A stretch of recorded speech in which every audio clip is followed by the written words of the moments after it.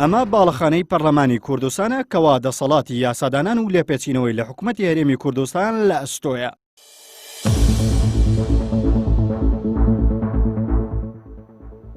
بەڵام چەندین مانگە بە دیاریکراوی لە پاش کودەتاکەی حوتیارەوە هیچ کۆبوونەوەیەکی ئەنجام نەداوە و لە کاتێکدا هەرێمی کوردستان بە دۆخێکی سەخت تێدەپەڕێت و بەدەست چەندین قەیرانی دروستکراوە دەناڵێنێت. بە دەنگی 57 ئەندامی پەرلەمان پارێزبەندی لە بەڕێز سۆران عومەر سەعید وەرگیرایەوە. کۆتا کۆبوونەوەی پەرلەمانیش تەنها بۆ بەجێگەیاندنی مەرامی حیزبی و کەسیەکان بوو نەک لێپرسینەوە و بەدەمەوە چوونی داواکاری و گرفتەکانی خەڵک. ئەندامێکی پەرلەمانی کوردستانیش داخستنی دەرگای پەرلەمان بە ڕێکەوتن و بڕیارێکی سیاسی نێوان پارتی و یەکەتی دەزانێت. کڵۆمکردن و داخستنی پەرلەمانی کوردستان و کۆنەبوونەوەی پەرلەمانی کوردستان بڕیارێکی سیاسی نێوان پارتی و یەکێتیە. هیچ ترسی لە کۆڕۆنا نیە.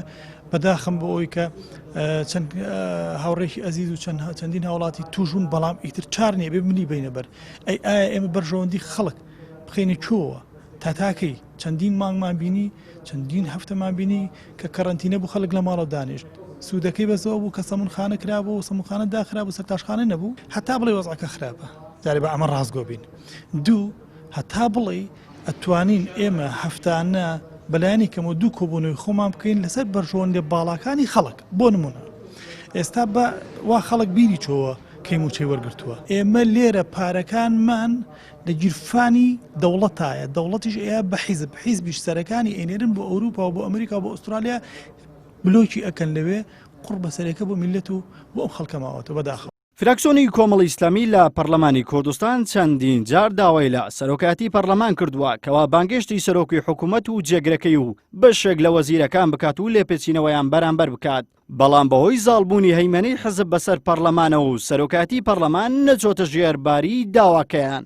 گەورەی مەهامی پەرلەمان هەمیشە فراکسیۆنی کۆمەڵی ئیسلامی هەوڵ و کۆششی بۆ ئەو بووە کە پەرلەمان بە ئەدای کاری خۆی هەڵسێ و ئێمە لە ناو کەرەنتینەی پێشوشە فراکسیۆنی کۆمەڵ هەوڵی جدیدا بۆ دانیشتنی پەرلەمانی کوردستان و قسەی لەگەڵ دەستەی سەرۆکایەتی کردوە قسەی لەگەڵ فراکسیۆنە جیاوازەکان کردبەوەی کە پەرلەمان هەڵسێ بە دانیشتنی جەلسەی پەرلەمانی بۆ باسکردنی قەیرانەکانی بێبژێوی داهات ناشەفافی باشترکردنی باروزروفی گوزەرانی خەڵک و گرتنەبەری پلانی تەندروستی و ئەمنی باشتر و تۆکمە بۆ تەندروستی بەڵام بەداخەوە بەدەنگەوە هاتنێکی باش نەبوو لەلایەن فراکسیۆنە جیاوازەکان و لایەنە سیاسیەکانەوە بۆ جەلسەی پەرلەمان ئەم دامەزراوە گەورەیە پەک کراوە و کس کراوە حیزب توانیوێتی بەداخەوە هەم پەرلەمان و هەم حکوومەت و هەموو دامەزراوە یاسایی و سیاسیەکان لە هەرێمی کوردستاندا کس بکە و قوتی بدا. ئەگەر بێت و سەیرێکی مێژووی 29 ساڵەی حکومڕانی کوردی بکەین دەبینین جوود حیزبی دەسەڵاتدار هەرجارەی بە بیانوێک و ئاستەنگێک ناڕەحەتیان تووشی هاوڵاتیان کردووە کە لە چەند ساڵی ڕابردوو بە بیانووی قەیرانی دارایی و پاشەکەوتی موچە و لە ئێستاشدا بەهۆی بڵاوبوونەوەی ڤایرۆسی کۆڕۆنا و پێنەدانی موچەکانیان ژیانی هاوڵاتیانیان ناڕەحەت کردووە. لەو نێوانەشدا پەرلەمانی کوردستان کە دەسەڵاتی یاسادانان و لێپێچینەوەی هەیە بێدەنگی هەڵبژاردووە لە هیچ حاڵێکدا ڕۆڵی لە باشترکردنی گوزەرانی هاوڵاتیان نەبینیوە و ئەو ئەندام و لایەنانش کەوا لە خەمی خەڵک و داواکانیان بوون لە بڕی پاداشت بە بێدەنگکردن و لێسەنەوەی پارێزبەندی سزایان داون.